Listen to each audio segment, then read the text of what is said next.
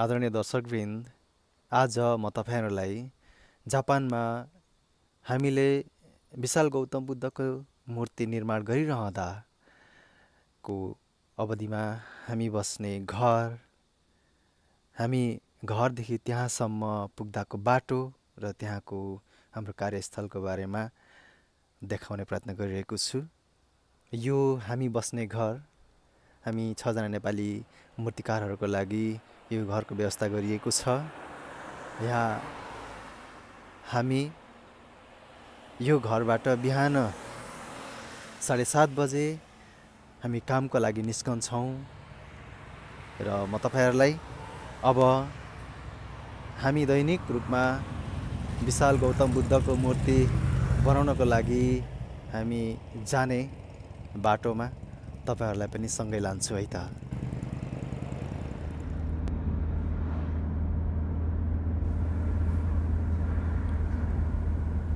अहिले जापानमा बिहानको 7:30 बजिसकेको छ र हाम्रो टिम अब मूर्ति निर्माणको कामको लागि घरबाट निस्किसकेका छौँ। हाम्रो घरबाट निस्किने बित्तिकैको यो बाटो जुन हामी प्रत्येक बिहान प्रयोग गर्ने गर्छौँ, यहाँबाट 9 किलोमिटर टाढा हामीले काम गर्ने ठाउँ छ, बुद्ध निर्माण स्थल छ। हामी अहिले हाम्रो घरबाट पश्चिमतर्फ गइरहेका छौँ। यो अत्यन्तै सुन्दर, अत्यन्तै सफा सडक छ। त्यस्तै वरिपरिको ग्रामीण इलाका पनि अत्यन्तै सफा, अत्यन्तै मनोरम, हरियाली छ। यो जापानको दक्षिण क्षेत्र क्युसु क्षेत्रको कुमामोतो जिल्लाको खामियामाकुसा भन्ने गाउँ हो। यो खामियामाकुसा अथवा आमाकुसा क्षेत्र जापानकै पर्यटकीय क्षेत्रहरूमा यो पनि एउटा पर्यटकीय स्थल हो, जहाँ अन्य पनि धेरै पर्यटकीय स्थलहरू, पर्यटकीय ठाउँहरू यहाँनिर हामी देख्न सक्छौँ। तातो पानीका कुवाहरू, अन्य पहाडहरू, समुद्रहरू, अत्यन्तै रमणीय स्थल छ यहाँ। र यसैमा अर्को एउटा पर्यटकीय विषय, यो शताब्दीकै विशाल गौतम बुद्धको ढुङ्गाको मूर्ति निर्माण भइरहेको छ र जसको काम हामीले नेपाली मूर्तिकारहरूले गरिरहेका छौँ। यो अत्यन्तै रमणीय, अत्यन्तै शान्त एउटा गाउँ हो, जहाँ हामीले 4 वर्ष बिताइसकेका छौँ। यतिखेर सम्पूर्ण हामीले बाटोमा देखिरहेका छौँ गाडीहरू आउने जाने क्रम छ।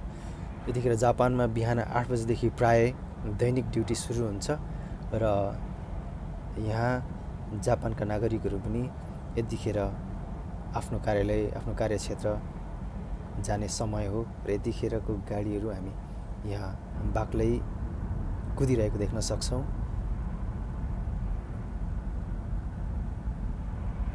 यहाँका घरहरू प्राय भूकम्प प्रतिरोधात्मक घरहरू बनेका हुन्छन्। हल्का खालका सामग्रीहरू प्रयोग गरेर बनिएका घरहरू हुन्छन्, जसले गर्दाखेरि भूकम्पबाट त्यति जोखिम हुँदैन।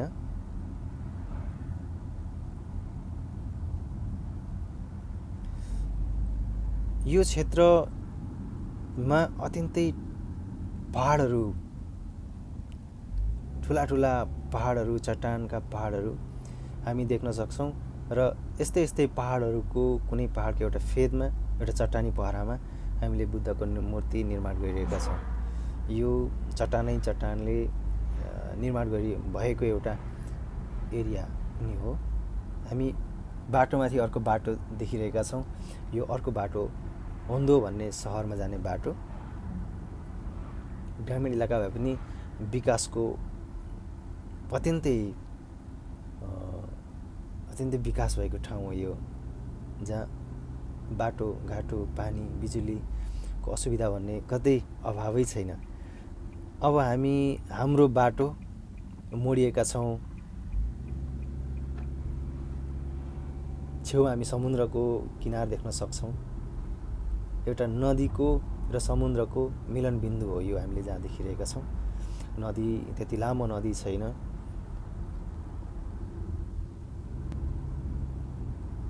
हामी देख्न सक्छौँ पहाडै पहाड। यहाँ 12 मास सदाबहार जहिल्यै पनि हरियालीले छाइरहेको पहाडहरू हुन्छन्। कहिल्यै उजाड देखिँदैन। अत्यन्तै मनोरम, अत्यन्तै शान्त, एकदम शीतल वातावरण भएका यो ठाउँ सदाबहार 12 मास हरियालीले ढाकेको हुन्छ।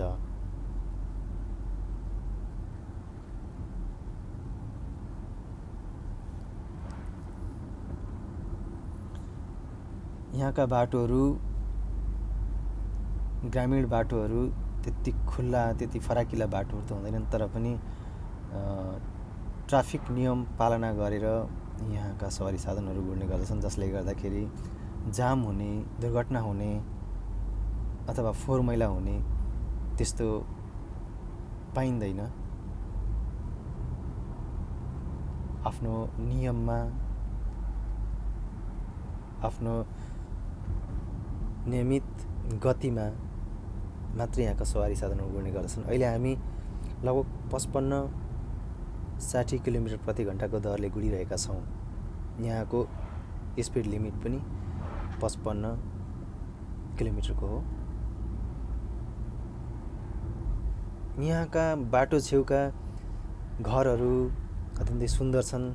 त्योभन्दा पनि सुन्दर त यहाँका वरपर बाटो छेउमा खेतीयोग्य जमिनहरू, जहाँ किसानहरू 70-75 वर्षका किसान जापानिज नागरिक पनि कृषिमा एकदमै खुसी भएर काम गरिरहेका हामी देख्न सक्छौँ।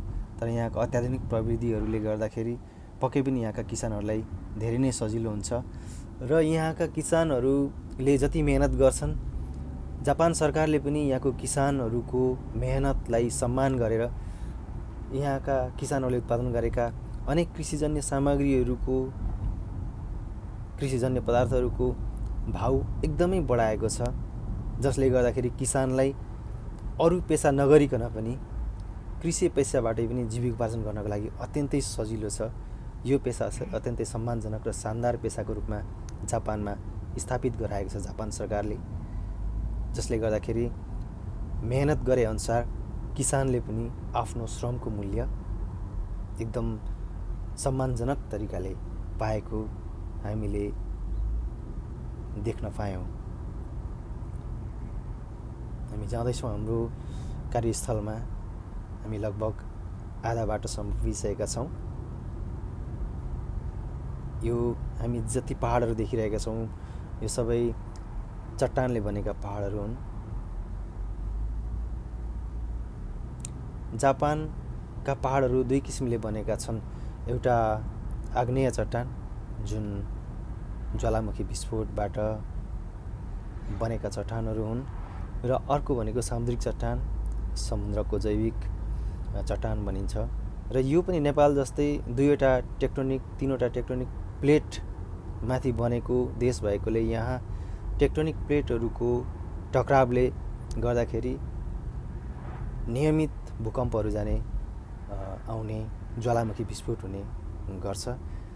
तर पनि यहाँका घरहरू अत्यन्तै भूकम्प प्रतिरोधात्मक घरहरू बनेकोले गर्दाखेरि त्यति जोखिम हुँदैन। हामी अहिले पहाडको फेदै फेद हुर्किरहेका छौँ र अब हामी हाम्रो कार्यस्थलमा पुग्नै लागेका छौँ। तपाईँहरूलाई म त्यहाँ हाम्रो कार्यालय पनि देखाउँछु।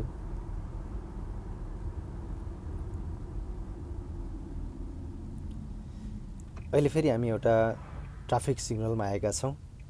यो ट्राफिक सिग्नलमा ट्राफिक बस्दैन जापानमा कहीँ पनि। ट्राफिक रुल अत्यन्तै इमान्दार साथ प्रयोग गर्छन् यहाँका मानिसहरूले। र अहिले रेड लाइट छ र रेड लाइटमा हामी पर्खिरहेका छौँ।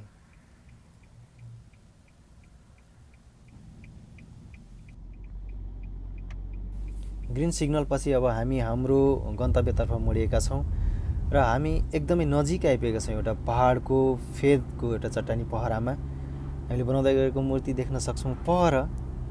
र यसकै छेउमा फेरि अर्को पनि एउटा 50 मिटरको गौतम बुद्ध, निर्वाण बुद्धको निर्माण हुन गइरहेको छ र यो पहाड खारेपछि यसैमा बनाउने हो।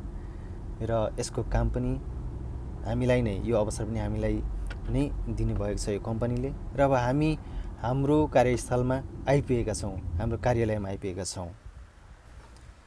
दर्शकवृन्द, यो हाम्रो कार्यालय जहाँ हाम्रो देशको झन्डा र जापानको झन्डा हाम्रो कार्यालयको बाहिरपट्टि सजिएको छ। ओसिमा सेकिबुचु यामा नामक यो मूर्ति निर्माण प्रतिष्ठानको नजिकै केही मास्तिर 500 मिटर मास्तिर गौतम बुद्धको मूर्ति एउटा विशाल चट्टानी पहरामा हामीले कुदिरहेका छौँ। यही मास्तिर, जुन मन्दिर मास्तिर, र म तपाईँहरूलाई त्यहाँसम्म हामी पैदल जाने गर्छौँ र त्यहाँसम्म सँगै लान्छु है त। यहाँ हामी एउटा अत्यन्तै विशाल ढुङ्गालाई ठड्याएर राखिएको एकदमै कलात्मक तरिकाले देख्न सक्छौँ। अत्यन्तै आकर्षक छ। र यहाँबाट अब हामी यो उकालो बाटोबाट हामी नजिकै छ त्यहाँ पुग्छौँ। यो बाटोको वरपर रङ्गीन फुलहरू फुलको मौसममा अत्यन्तै आकर्षक तरिकाले फुल्ने गर्छन्। त्यस्तै यहाँ साकुराको मौसममा साकुराहरूले ढपक्कै ढाक्ने गर्दछ। अत्यन्तै मनमोहक दृश्य हुन्छ त्यतिखेर। र यही उकालो बाटोमा, थोरै उकालो बाटोमा हामी दैनिक हाम्रो 6 जना नेपाली मूर्तिकारहरू हिँडेर हाम्रो त्यो पहरासम्म पुग्ने गर्छौँ। नजिकै छ। र हाम्रो मूर्ति निर्माणको त्यो पहराको छेउमा एउटा टेम्पल छ। बुद्धको मूर्तिहरू हामी जुन निर्माण गरिरहेका छौँ त्यही मूर्तिहरूको साना रूपहरू यो मन्दिरभित्र छ। 7 वटा मूर्तिहरू, र त्यो मूर्तिहरू म तपाईँहरूलाई एकछिनमा देखाउँछु। यहाँ हामी पर्खालहरू देख्न सक्छौँ। त्यही ढुङ्गा, त्यही पहरा फुटाएर बनाएका पर्खालहरू हो। र यो मन्दिरमा हामीले गौतम बुद्धको जीवनी पनि देख्न सक्छौँ। तपाईँलाई म एकछिनमा देखाउँछु नजिकैबाट। यो विश्राम स्थल, साथीहरू गइराख्नु भएको छ मास्तिर। यो अत्यन्तै शान्त, मनोरम, एकान्त ठाउँ हो। यो निकट भविष्यमा अत्यन्तै सुन्दर पर्यटकीय स्थलको रूपमा निर्माण भइरहेको छ, एकदमै द्रुत गतिमा। यहाँ हामी देख्न सक्छौँ।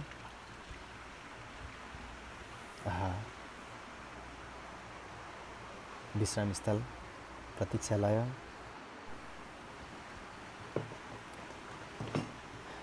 अब म तपाईँहरूलाई गौतम बुद्धको जीवनी लेखिएको यो मन्दिरको भित्ता देखाउन गइरहेको छु, जहाँ गौतम बुद्धको सम्पूर्ण जीवनी अत्यन्तै सुन्दर ढङ्गले, कलात्मक ढङ्गले, आकर्षक ढङ्गले, सुरक्षित ढङ्गले राखिएको छ। जहाँ गौतम बुद्धको जन्मदेखि मृत्युसम्मका ज्ञान प्राप्तिका सम्पूर्ण कुराहरू लेखिएको छ। र यो मन्दिरमा हामीले लेखिएको यो विवरणमा गौतम बुद्ध नेपालमा जन्मिएका हुन् भन्ने कुरा सच्याउन लाउने अवसर पाएका थियौँ, र जुन हाम्रो लागि अत्यन्तै गौरवको कुरा हो। र यो मन्दिरभित्र हामीले त्यो पहरामा बनाउँदै गरेको विशाल गौतम बुद्ध र अन्य 6 वटा, जम्मा 7 वटा मूर्तिहरूको नमुना मूर्तिहरू देख्न सक्छौँ। प्रतिष्ठानले दिएको जानकारी अनुसार यो चाइनाबाट मगाइएको मूर्तिहरू हो। अत्यन्तै आकर्षक मूर्तिहरू छन् र यस्तै आकारका, यस्तै सुन्दर मूर्तिहरूका ठुला प्रारूपहरू हामीले नजिकैको चट्टानी पहरामा बनाउने जिम्मा पाएका छौँ, जुन हामी यहाँबाट पनि देखिरहेका छौँ। अलिकति नजिकै छ। र अब यो मन्दिरको छेउमा हामी थोरै मात्रै हिँडेर हामी अब नजिकै पुगिसकेका छौँ। थोरै मात्रै हिँड्नुपर्छ। अब एउटा निर्माणाधीन सडक हो, एउटा प्रतिष्ठान हो, प्रोजेक्ट हो, जसले गर्दा बाटो निर्माण भइरहेको छ। अब यहाँबाट हामीले हाम्रो मूर्ति देख्न सक्छौँ। तपाईँहरूलाई स्वागत छ। र प्रत्येक बिहान हामी आउँदाखेरि यस्तै आनन्द महसुस हुन्छ हामीलाई। यहाँ यही मूर्ति हो जहाँ हामीले नेपाली कलाको, नेपाली ललित कलाको छाप छोड्नको लागि मेहनत गरिरहेका छौँ।